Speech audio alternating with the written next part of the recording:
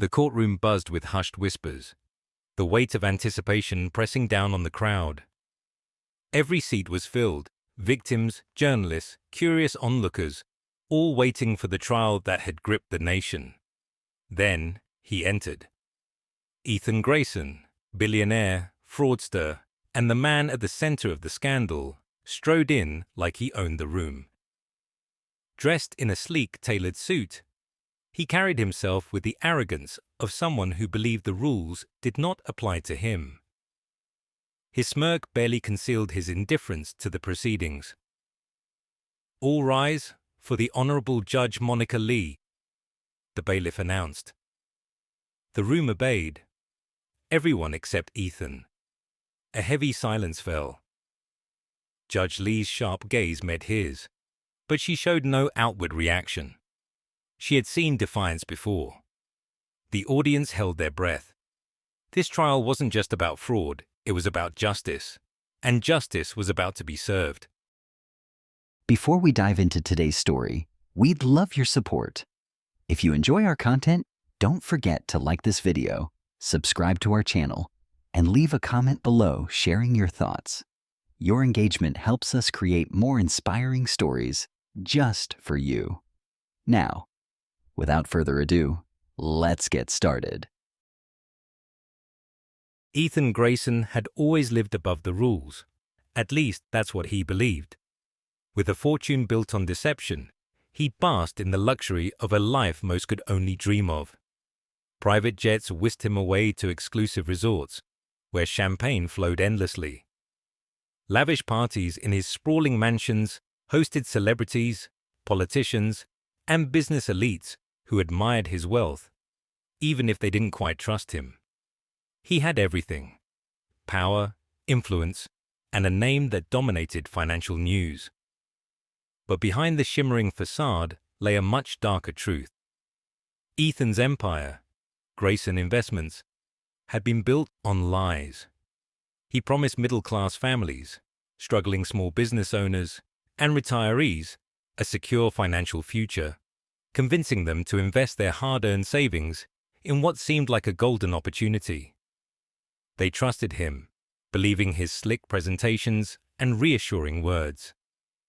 What they didn't know was that Ethan never intended to make them richer. He was only ever interested in enriching himself. Angela Martinez was one of those victims. A single mother of 3, she had spent years saving to buy a home, only to have it ripped away when Ethan's fraudulent schemes collapsed. Her youngest daughter had to drop out of college, and for weeks they lived out of their car, wondering how they would rebuild their lives.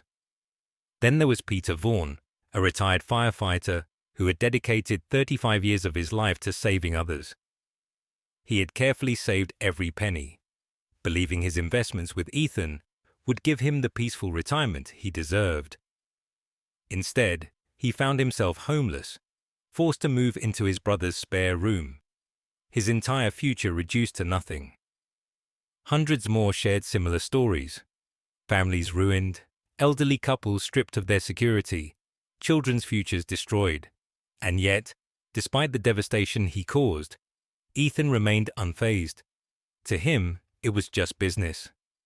Even as the walls began closing in, he dismissed the allegations as overblown media hysteria. Reporters bombarded him with questions outside his Malibu mansion, but he waved them off with a smirk.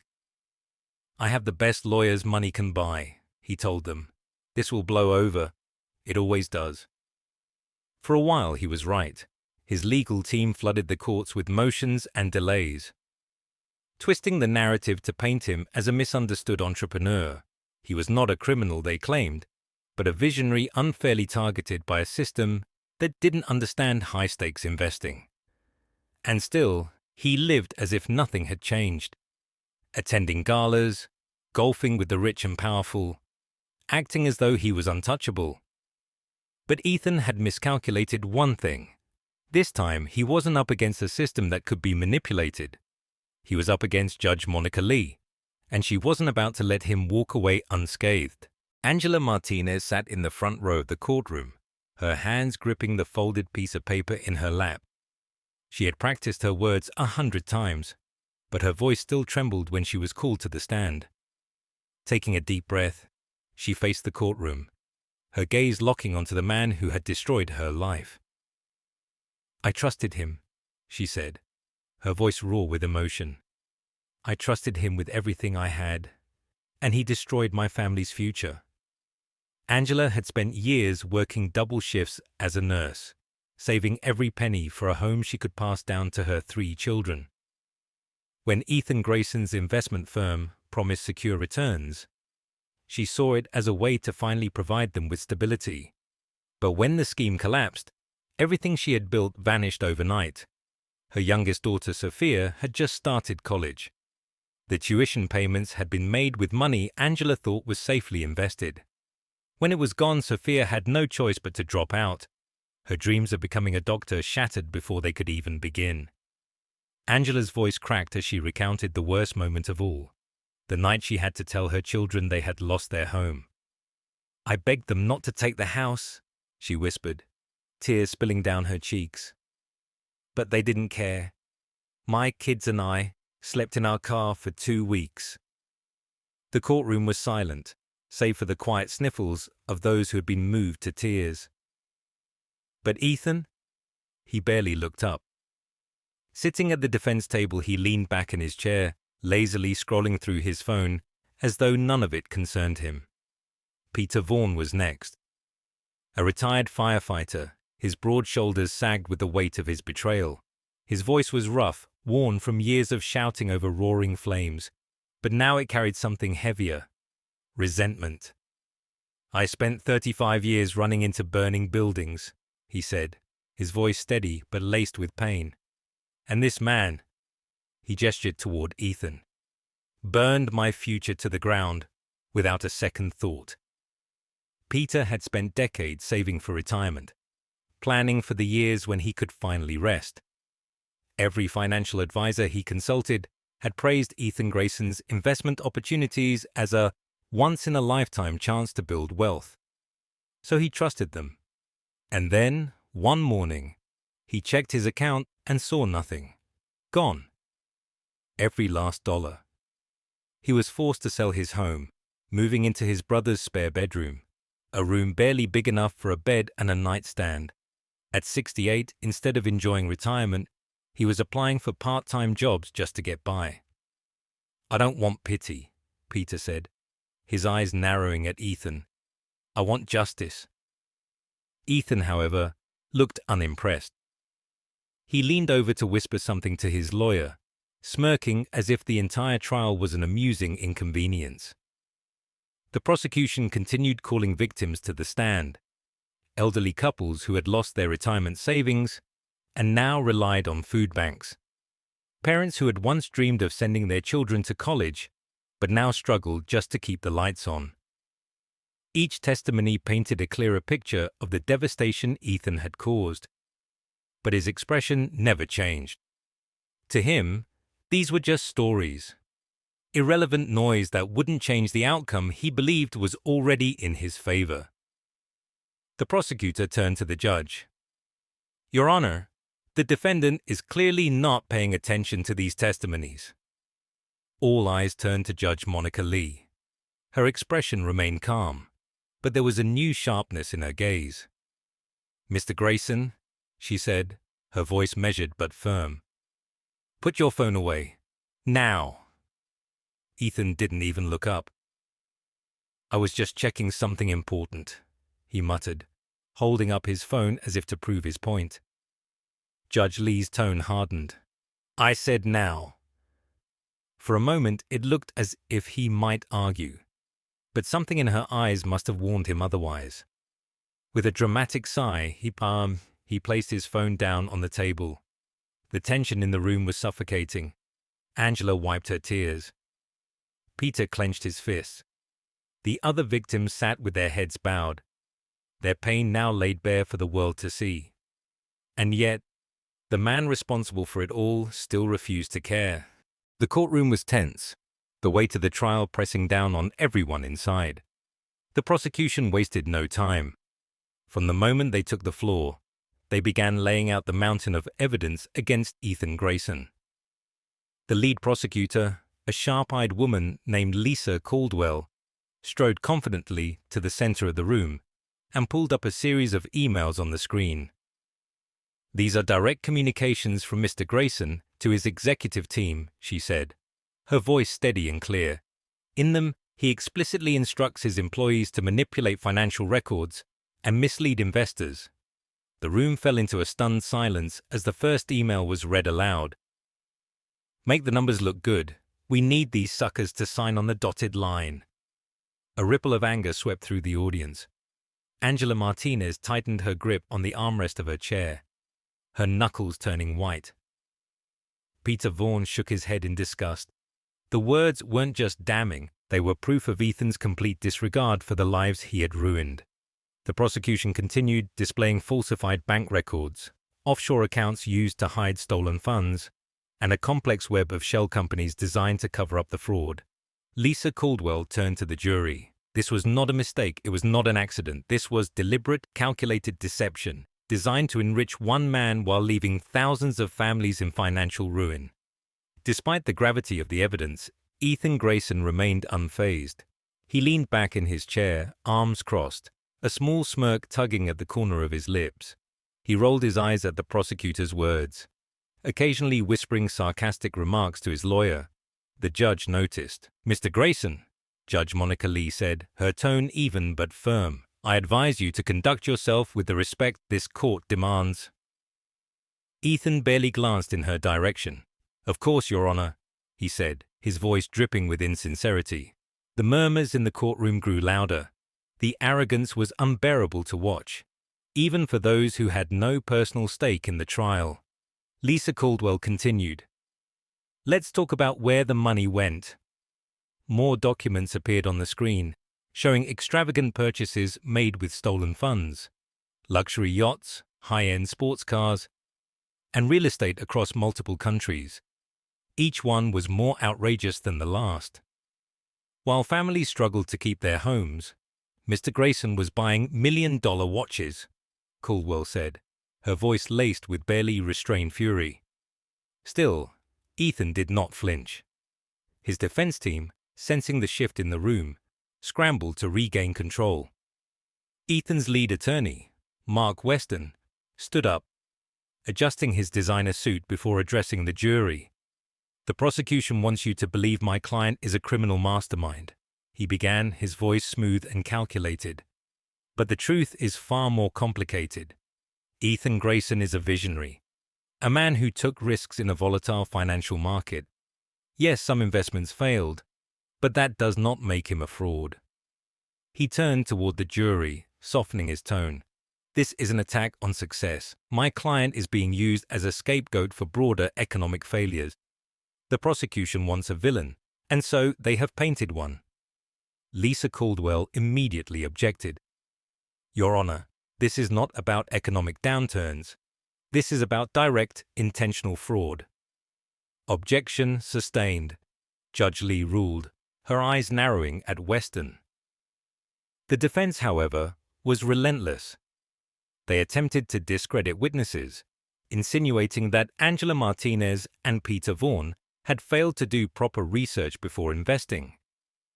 They argued that the emails were taken out of context, that the prosecution was twisting reality to fit their narrative. But the problem for Ethan's team was simple. There was too much evidence. The paper trail was overwhelming. Every move Ethan had made was documented, every false promise recorded. No matter how hard his lawyers tried, the truth was inescapable. The longer the trial dragged on, the more desperate the defense became. They filed last-minute motions to dismiss evidence, claiming violations of due process. They argued for mistrials on minor procedural errors, but Judge Monica Lee was not swayed. Each time she ruled with firm fairness. "The evidence stands, the witness testimony stands, we will proceed." Ethan's confidence, however, remained unshaken. He chuckled under his breath as each of his lawyer's objections was overruled. He sat in his chair like a man who still believed the system would bend in his favor. What he didn't realize was that he was running out of moves, and Judge Monica Lee was about to show him exactly how wrong he was. The jury had reached a verdict. The weight of anticipation pressed down on the courtroom like a held breath. The judge, the prosecution, the spectators, all waited as the jury foreman stood, holding a slip of paper that would decide Ethan Grayson's fate. Ethan, still exuding his trademark arrogance, sat back in his chair, arms crossed, a smug smile barely concealed on his lips. He had seen this play out before. People like him didn't lose. The system had always worked in his favor. The foreman cleared his throat. "We, the jury, find the defendant, Ethan Grayson, guilty on all charges." The room erupted. Gasps, murmurs, whispers of disbelief filled the air. This was not the outcome many had expected. Not for a man of Ethan's wealth, not for someone who had spent a lifetime bending the rules in his favor. But the only reaction that truly mattered came from Ethan himself. For the first time since the trial began, his smirk faltered. The color drained from his face, his hands gripping the edge of the table. He blinked, as if trying to process words that made no sense to him. Guilty? That wasn't how this was supposed to go. Judge Monica Lee, unfazed by the chaos around her, simply nodded before addressing the courtroom. "Order," she commanded, her gavel striking like a hammer of finality. The murmurs ceased instantly. She turned to face Ethan, her expression unreadable. But when she spoke, her voice carried the weight of justice itself. "Mr. Grayson," she began, her tone steady and deliberate, "you have been found guilty on all counts of fraud, conspiracy, and obstruction of justice. The evidence against you is overwhelming. The testimonies of your victims paint a clear picture of your actions. You manipulated, exploited, and destroyed the lives of countless people, all for personal gain." Ethan's fingers curled into fists. He opened his mouth as if to argue, but before he could speak, Judge Lee continued, her voice unyielding. "Throughout this trial, you have displayed nothing but arrogance. You have shown no remorse, no regret, only contempt for those you have wronged and for this court. You have treated these proceedings as an inconvenience, as if you are above the law." Ethan's jaw tightened. He shot a glance at his lawyer, but even Mark Weston looked defeated. There was no escaping this. The judge took a breath before delivering the final blow. "In light of the severity of your crimes, and given your complete disregard for accountability, I am sentencing you to 25 years in federal prison, without the possibility of parole." A collective gasp rippled through the courtroom. No one had expected such a severe sentence, especially not for a man as powerful as Ethan Grayson. Angela Martinez let out a soft cry, covering her mouth with her hands. Tears welled in her eyes, but this time they weren't tears of sorrow. They were of relief. Peter Vaughn exhaled sharply, gripping the edge of his seat, his knuckles white. Ethan, however, was no longer composed. "What?" His voice exploded, reverberating through the courtroom. He shot to his feet, his face turning red with fury. "This is a joke. I'm Ethan Grayson. You can't treat me like some common criminal."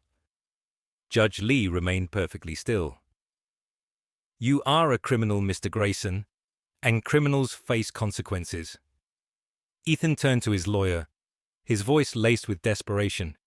"Do something, appeal this, get me out of this, now!" But his attorney only shook his head, unable to meet his client's eyes. There was nothing left to do. The judge wasn't finished. "Furthermore," she continued, her voice cutting through Ethan's outburst like a blade, "I am ordering the immediate liquidation of your assets to repay the victims of your crimes. Every dollar you stole will be returned to the families you devastated." More gasps. This was unheard of. Angela collapsed into her seat, overwhelmed by the magnitude of the moment. The house she had lost, the future stolen from her children. This was justice. Ethan, on the other hand, was unraveling. "You can't do this," he screamed, his voice thick with rage. "I built this fortune. This is my money. You have no right." Judge Lee's gavel slammed down, silencing him instantly. "Bailiffs," she said firmly. "Escort the defendant out." The guards moved swiftly. Ethan struggled as they grabbed his arms, his protest turning into a furious tirade. "I'll have your career ruined for this," he shouted at Judge Lee.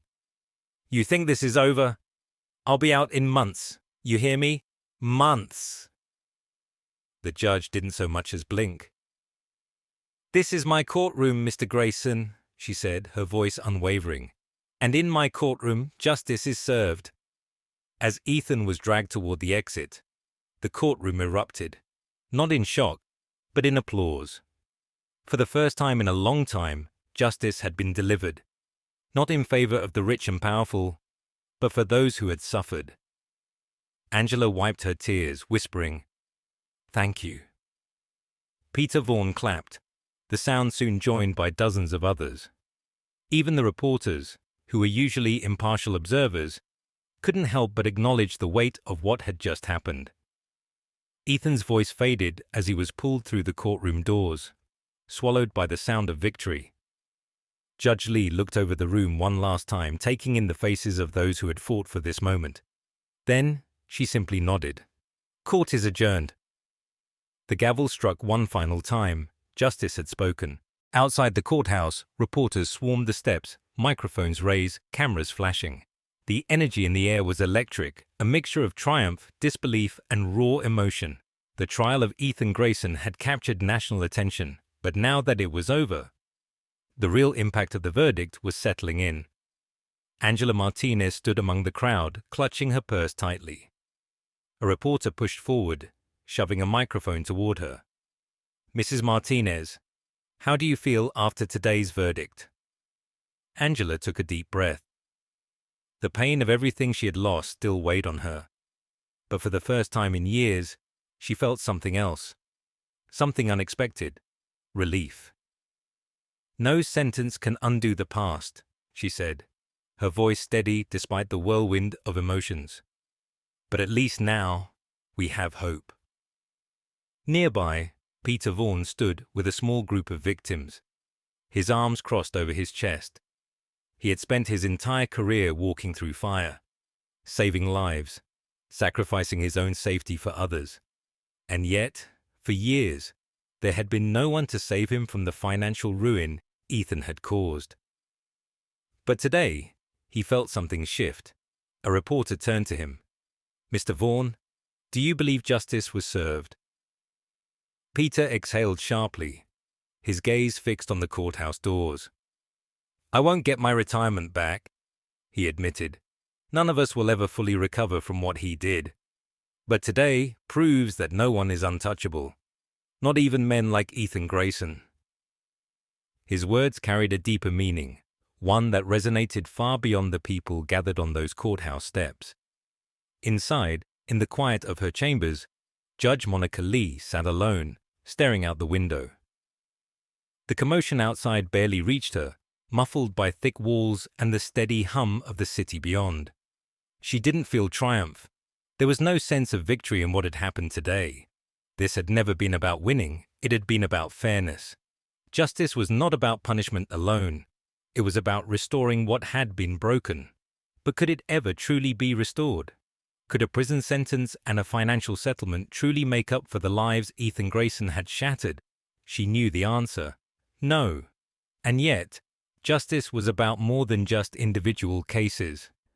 It was about the precedent it set. It was about reminding the world that power and privilege did not grant immunity. That the law was meant for everyone, not just those who could afford the best attorneys.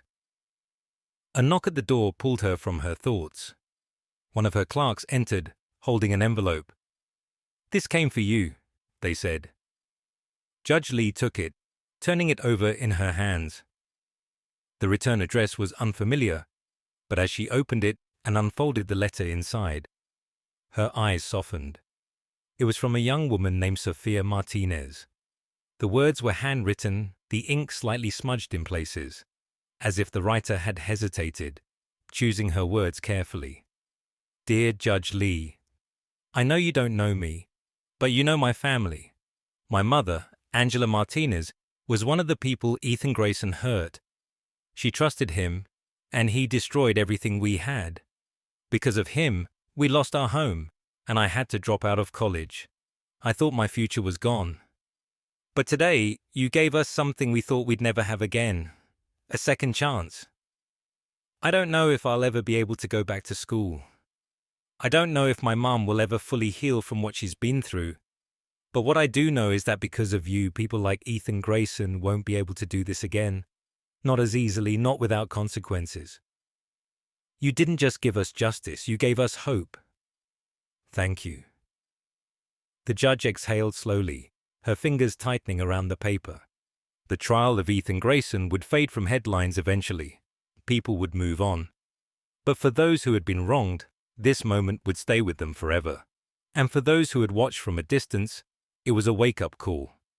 Over the following weeks, news networks debated the case endlessly. Conversations about wealth, privilege, and accountability dominated social media. Experts weighed in on the implications. Whether this verdict marked a turning point, whether it was a rare exception or the beginning of a larger movement toward justice.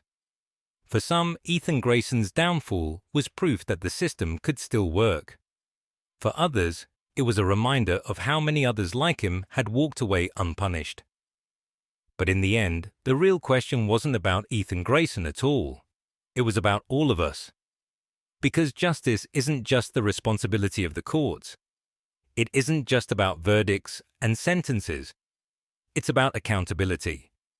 It's about the choices we make, the standards we hold ourselves to, the way we demand fairness in our own communities.